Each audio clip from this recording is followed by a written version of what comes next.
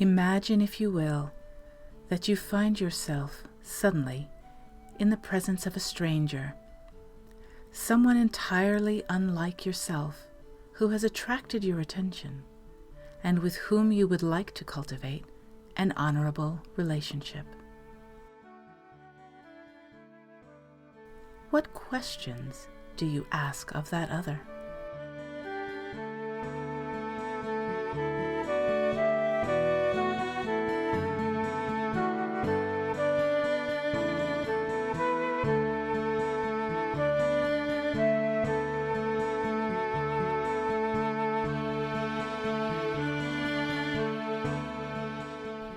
Druidry is not alone in asking such questions. The more compassionate members of all world religions cultivate honorable relationships with humans of all ages, races, genders, cultures, and even with other religious traditions. What sets Druidry apart as a religious tradition is that, in addition to cultivating honorable relationships with people, Druids also cultivate relationships with ancestors and with a variety of other than human beings.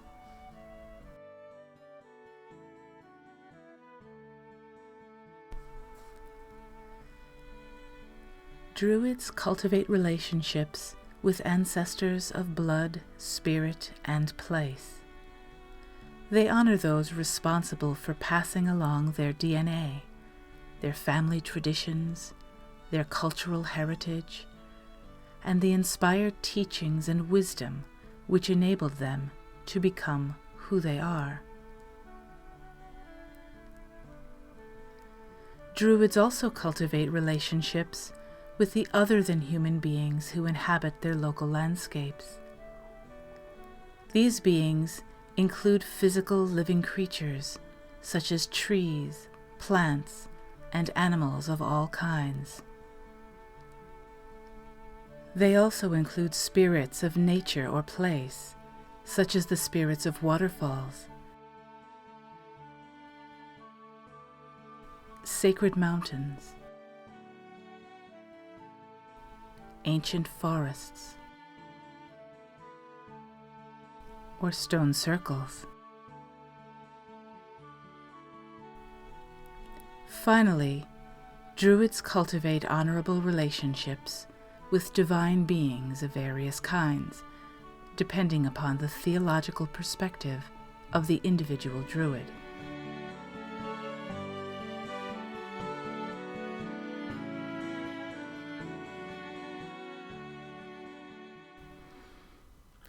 Hello, my name is Larisa A, and I'm speaking to you today from my home in the Coast Range Mountains of California, where I've been living and practicing Druidry for the past 20 years. My own theological perspective is a blend of pantheism and animism, but those are not the only theological beliefs held by modern Druids.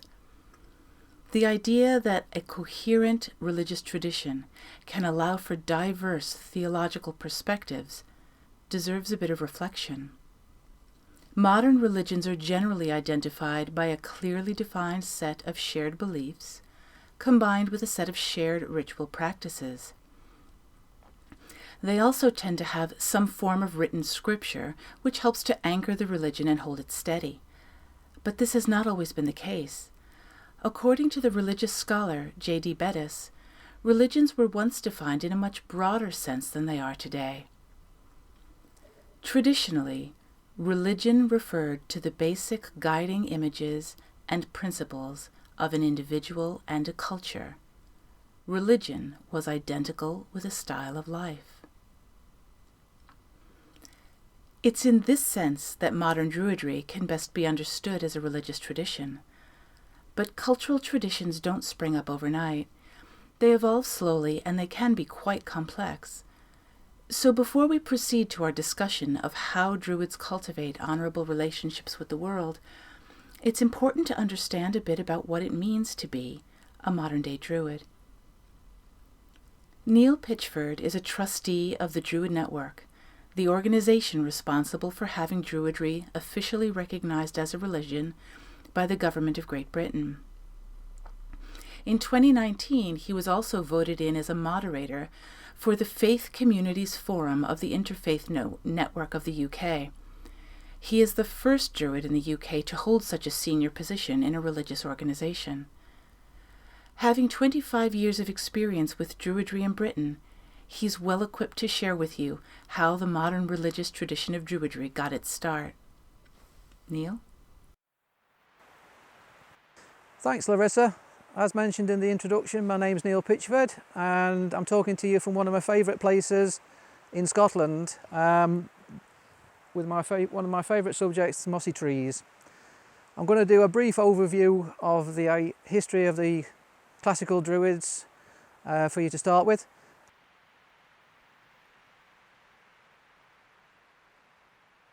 Basically, the only thing we can be certain of is that the Druids were part of the Celtic traditions of northwest Europe. Most of the writings about the Druids were made by historians that didn't actually interact with the Druids physically, and a lot of cases they were actually written years after the events they write about took place. The only historical figure we can be relatively sure had actual physical dealings with the Druids was Julius Caesar. It was Julius Caesar that placed the Druids in the British Isles, as he mentioned that the British Isles were a place of Druid education and that Druids from all over northwest Europe were sent there for their education. The total amount of information written about the classical Druids is no more than 4,000 words, and if you're interested in the actual historical accounts, then I'd recommend that you read Ronald Hutton's book Blood and Mistletoe.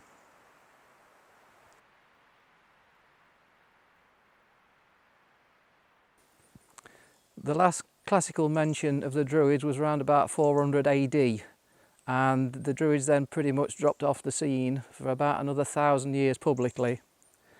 It was round about the mid-16th century when the countries of northwest Europe started to develop an interest in creating their own national identities that the Druids reappeared. The first mention was in Germany, round about the early 1500s, followed by France, and in 1527 a book in France published about Scotland placed the Druids in Scotland. This then led to the Irish, the Welsh and the English also taking an interest in the Druids. As this interest developed, the practice of Druids was reignited, and it took the form of fraternal orders or lodges. And this was pretty much the standard model from round about the early 1700s right through to the present day.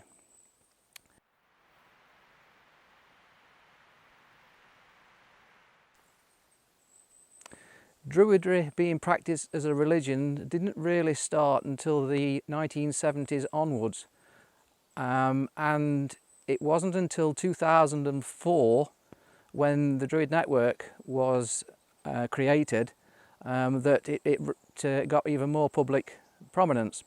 In 2006, because the Druid Network is a membership organisation with fees, they approached HMRC, or the Inland Revenue, because of obviously being able to, they needed to declare tax.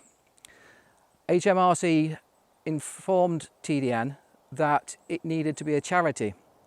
This then led to the Druid Network formally applying for charitable status, and to do this it needed the religion of Druidry to be recognised. The process started 2006, and it took 4 years of interactions with the Charity Commission before, in October 2010, Druidry as a religion was accepted in English law, charity law, which then gave formal approval to the religious status of Druidry, which had a major effect not only in the UK but worldwide as well.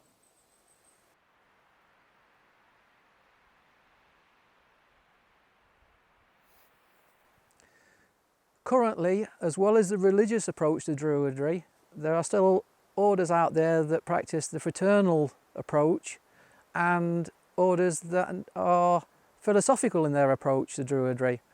All of these three approaches are inspired by what little history we have of the ancient Druids.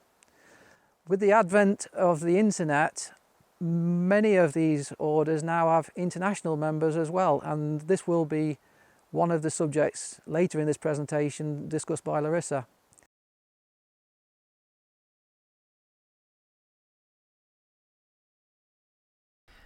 So modern Druidry initially evolved as a nature-reverent religious tradition, inspired by the landscapes, seasonal cycles, and cultural traditions of northwestern Europe. In the late 80s and early 90s, Druidry began to spread rapidly across the globe, with the number of practicing Druids roughly doubling every decade. By 2018, there were Druids residing in 34 countries across 6 continents. Consider for a moment the wide range of physical and cultural contexts in which Druidry has taken root. Druids currently live and practice in 17 unique biomes, in addition to the oak and mistletoe forests of history and legend. Their physical environments are now so diverse as to include urban canyons, agricultural grazing and croplands, river valleys, tundra, boreal forests, arid scrublands, sand prairies, tropical and temperate rainforests, deserts, wetlands, savannas, and oak woodlands. How could Druidry be successfully transplanted into so many places that are so very different from the northwestern regions of Europe? How did Druidry change as it spread across the globe? And what, if anything, do the Druids of the world still have in common? To answer these questions, beginning in 2018, I organized the first large-scale sociological study of modern World Druidry. The World Druidry Survey contained 189 questions, including 18 open-ended essay questions. The questions explored Druids' physical, social, and cultural environments, their theological beliefs, their ritual and devotional practices, their celebrated holidays, and the factors that had influenced their development as Druids. 725 Druids completed this survey. They represented 147 Druid groups and 131 solitary practitioners. Responses came in from 34 nations across 6 continents. They were also diverse along lines of age, gender, ethnic identity, and years of experience with Druidry. While I cannot claim to speak on behalf of any particular Druid or subgroup of Druids, the sheer quantity and quality of the survey data allow me to speak with confidence about global variations and universal themes in contemporary World Druidry. The results of the survey clearly showed that despite a few regional and intergroup variations, the Druids of the world are in fact members of a coherent global religious tradition. So, what are those global variations and universal themes? The first question that generally comes to mind when presented with an unfamiliar religion is, what do members of that religion believe? Druid perceptions of the divine are many and varied. 64% of Druids identify as animists, that is, people who attribute spirit or soul not only to humans, but also to animals, plants, trees, mountains, rivers, oceans, and so on. 49% of Druids identify as soft polytheists. These are people who honor a pantheon of gods and goddesses, but see them as either being facets of a single Godhead or as psychological archetypes or in some other symbolic manner. 37% of Druids identify as pantheists, that is, people who see the universe itself as being a single divine consciousness. 15% of Druids identify as hard polytheists. These are people who honor a pantheon of gods and goddesses and see each of them as being objectively real, distinct divine beings. 7% of Druids identify as monotheists.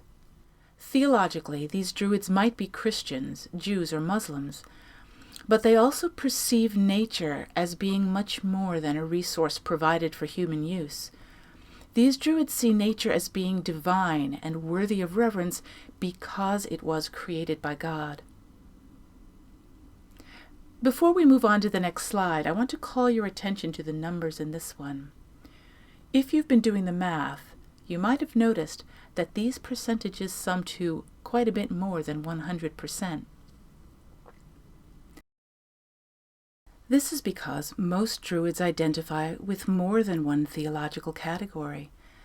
Their perceptions of the divine tend to be complex and subject to change as the individual Druid learns and grows. It is not a particular human conception of the divine that unifies world Druids. It is rather the overarching theme of what is being revered. In pantheism, nature is God. In animism, gods are in nature. For the Druid monotheists, nature is the divine creation of God. And as for the polytheists, well, polytheist Druids do work with a wide variety of deities. However, their deities generally fall within a very few distinct categories, only one of which is universal: nature deities. These include an assortment of earth mothers and sky fathers, as well as deities related to things like the sun and moon, or oceans and rivers, or wind, rain, wildlife, and woodlands. Other deities honored by Druids may be associated with artistic inspiration and craftsmanship, or wisdom, law, and justice, or various forms of nurturance, such as marriage, motherhood, healing, and hospitality. Deities of love and beauty, also deities of fate, chance, and circular time might be honored. And then there are the agricultural deities, for example, deities of planting, harvests, and animal husbandry. In addition to these, some Druids also honor tribal deities associated with a particular culture or local landscape. But despite all of these variations in personal theology, all modern Druids venerate the divine essence of nature, and they work hard to cultivate honorable relationships with that divine essence, however they happen to perceive it. The types of relationships Druids cultivate with the divine are different from those of most other religions. Druids don't generally require adherence to rules as specified in a written scripture. For most Druids, nature is the scripture. It is the primary source from which Druids derive their wisdom and inspiration. This means that honorable relationships, rather than obedience, must be at the heart of their practice. Druid relationships with the divine are frequently described as two-way working relationships of some kind, such as those of respectful neighbors, or those of close friends sharing companionship and conversation, or even those of kinship, complete with expectations of loyalty and occasional irritation. Some Druids speak of their relationships as being like those between a student and a revered mentor, and others see themselves as collaborators and co-creators with the divine. So, how exactly are these kinds of relationships cultivated with deities, with nature spirits, and with spirits of place? Druids begin by asking honorable questions of them. the same questions we all ask of others whom we'd like to know. Who are you? How do you perceive the world? What are your unique gifts for the world? What wisdom do you have to share with me? And what can I offer you in return?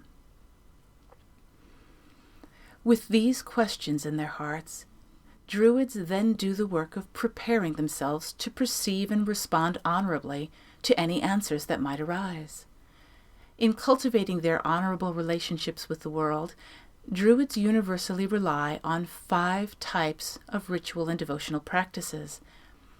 These are practices reported by more than 90% of world Druids, with no regional or intergroup variations among them. Nearly all Druids regularly engage in some form of meditation or visualization practice to help cultivate a calm, focused mind capable of deep concentration. This allows Druids to more easily perceive any messages that come to them from nature or from the world of spirit. Nearly all Druids have a regular practice of praying or conversing with the deities and nature spirits with whom they like to work. Nearly all Druids also practice at least one extrasensory technique for seeking wisdom and guidance. For example, many Druids use some form of divination. Others practice seership or spiritual journeying or shape-shifting. Nearly all Druids use some kind of nature-based ritual framework for their daily devotions and seasonal celebrations. The 2 most common among them are the 4 elements, air, fire, water, and earth, or the 3 realms of land, sea, and sky. Finally, nearly all Druids practice nature connection, along with some form of environmental stewardship work. Nature connection involves spending time alone in nature while maintaining a full sensory and spiritual awareness of whatever or whoever may be nearby. Environmental stewardship work extends this connection through acts of reciprocity. For example, Druids regularly participate in activities such as restoring native ecosystems or creating wildlife habitats. They grow organic food crops, do composting, they install solar or wind power systems, and they change personal consumption habits to protect the natural environment from damage.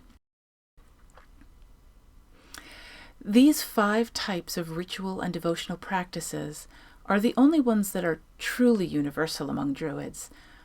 However, there is another set of practices that are common for about 70 to 80% of Druids.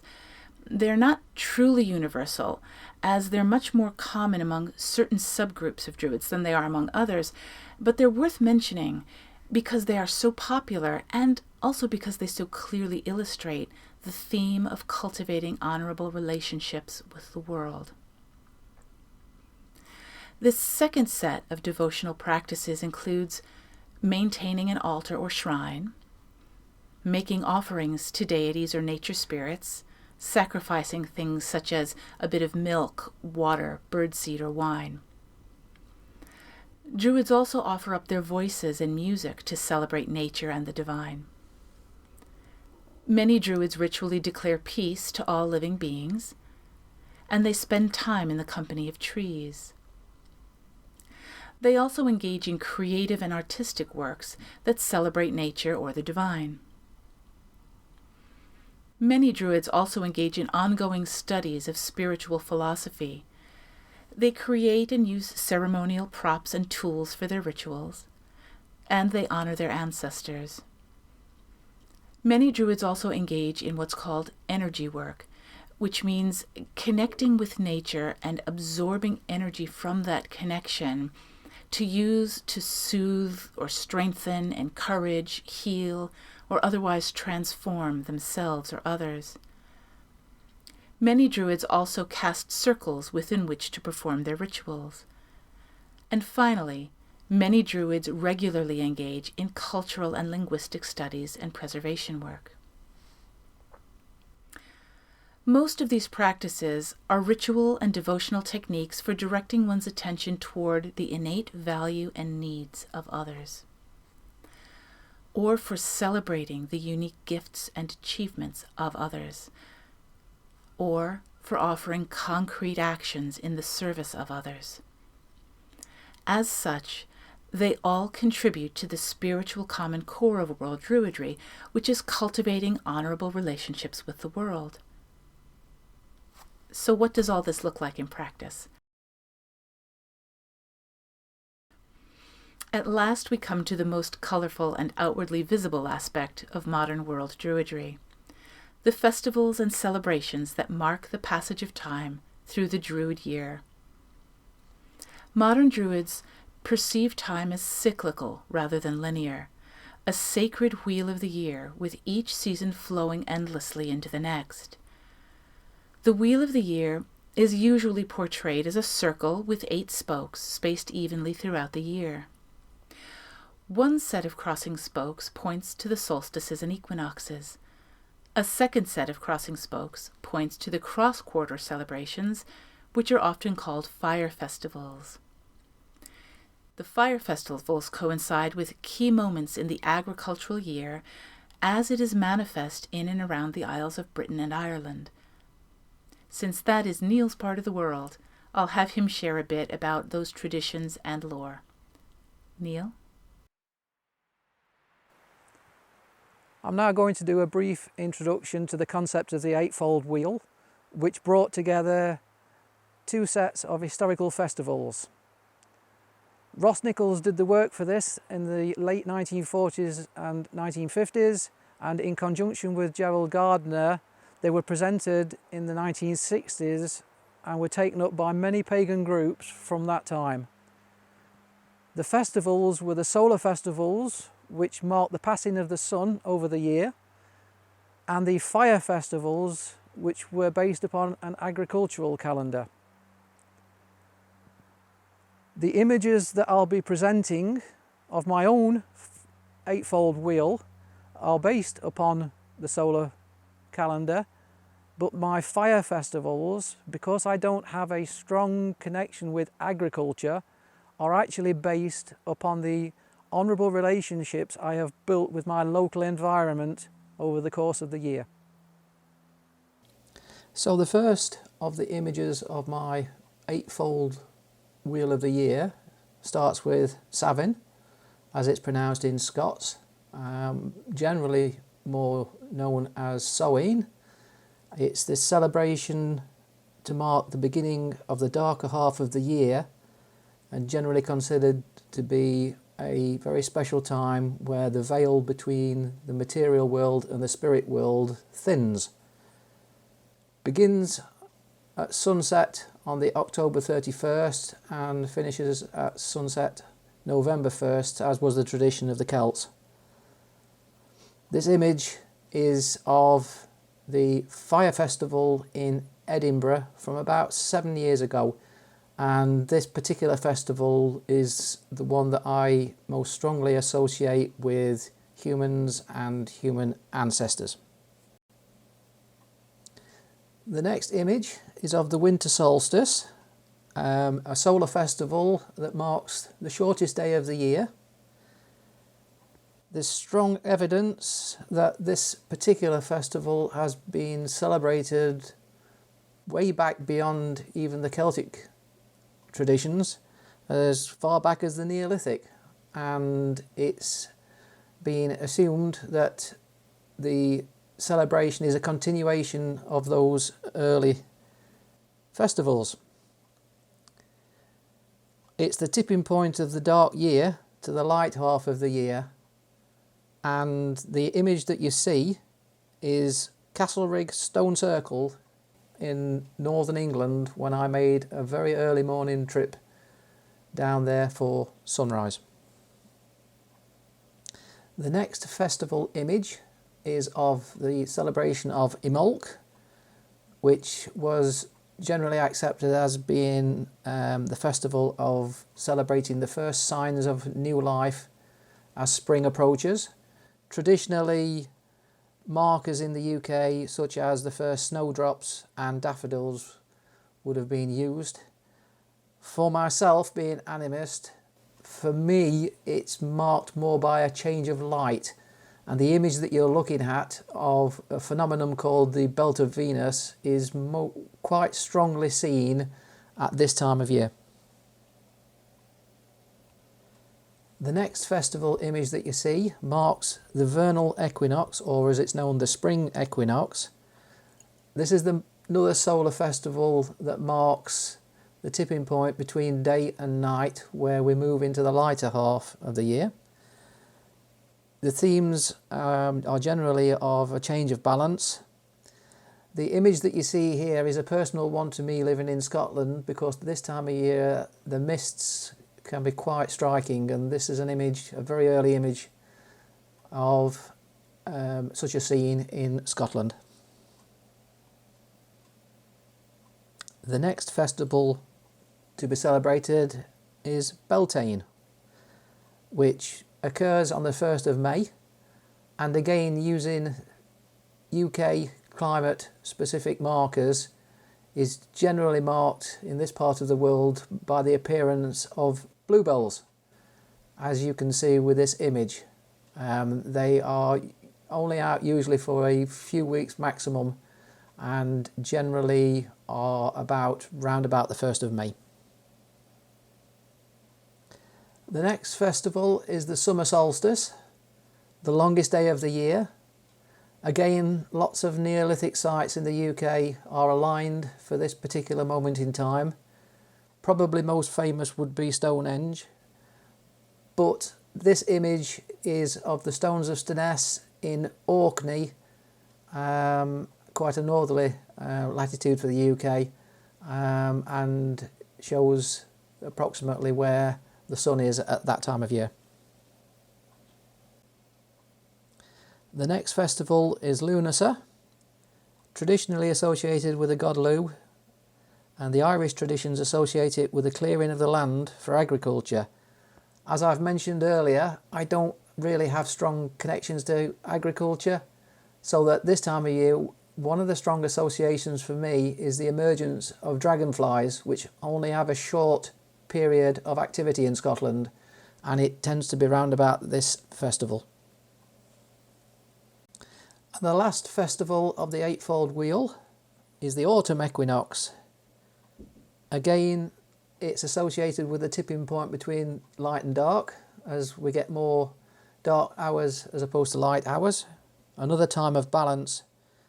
The image shown is my strong association with a change of weather, especially in Scotland where I live, and this image is a pretty good representative of that time of year in my experience. This traditional cycle of 8 festivals will be familiar to most Druids and most neo-pagans who celebrate a similar Wheel of the Year. They are described in most how-to books on Druidry and in most Druid Order curricula. But according to the results of the World Druidry Survey, only 47% of world Druids actually celebrate these festivals in this manner. The question is, why? Can you guess? The answer lies in the core spiritual practices of modern world Druidry, cultivating honorable relationships with the world. You see, the traditional Wheel of the Year is based on seasonal cycles as manifest in the northwestern parts of Europe. But as Druidry spread to biomes as varied as the deserts of Australia, or the subtropical wetlands of Florida, or the tropical rainforests of Brazil, the agricultural symbolism of that wheel lost its relevance. While most Druids still celebrate the traditional festivals which make sense in their local environments, most also believe that honoring the beings who are actually present and celebrating what is actually happening in the local landscape is more important than following a written tradition.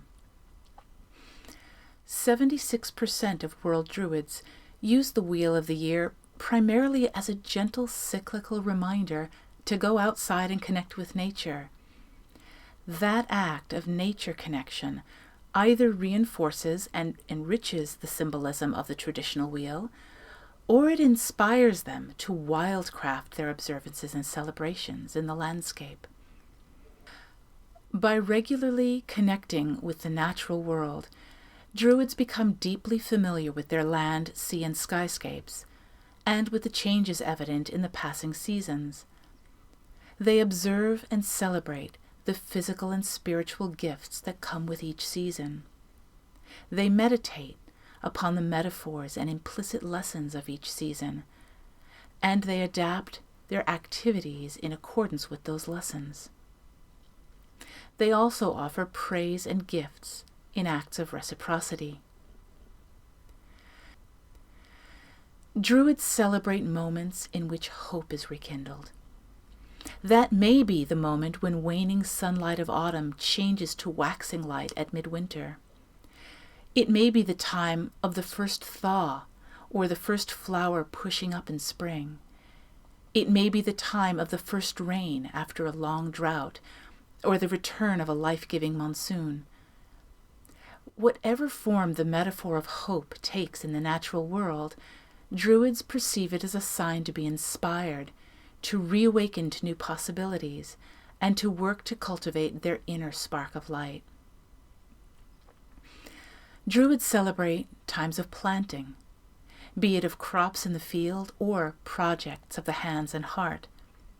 They bless their seeds and tools and soils, both the physical and the metaphorical. They prune and clear away the deadwood. They plant their seeds and cultivate their projects and plantings to bring their harvests home. Druids celebrate moments when the earth offers up an abundance of unbidden blessings. This typically occurs when a perfect combination of sunlight, moisture, and warmth causes the world to explode in glorious, flowering fertility. At such times, the presence of beneficent nature deities and spirits of place become palpably real for Druids, and indeed the entire world of fairy seems to open its doors to friendly visitors. Druids celebrate a multitude of harvests, vegetables, fruits, and grains from the garden, and fruits of creative personal projects. They share the bounty of their harvests with acts of charity to their wider communities of both human and other than human kinds. Druids reverently observe the moments when the living earth is dying or falling dormant for a season. This may happen at the first hard frost or at the start of a wildfire season. At such times, Druids honor those who have lived and died and gone before, for their roles in connecting the past with the future, for the lasting fruits of their labors in life, and for the wisdom they may yet convey. Finally, Druids observe and respond to the moments when nature dictates a time of rest and retreat, withdrawing from the outer world for a fallow time of reflection and rejuvenation. The specific moments of celebration are based on careful observations of the natural world and a process of cultivating deep and honorable relationships with the world. If you'd like to learn more about modern Druids, I highly recommend the following 3 books. For a detailed history of how modern Druidry came into being, I suggest Ronald Hutton's Blood and Mistletoe, The History of the Druids in Britain. For a set of interview transcripts that illustrate the diversity of thought that existed among the early pioneers of modern Druidry, I recommend Ellen Everett Hopman's A Legacy of Druids. And for more information about what practicing Druids across the world actually do and believe today, you can look for my own book, World Druidry, A Globalizing Path of Nature Spirituality.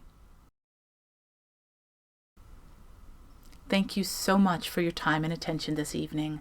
I hope you've enjoyed our presentation.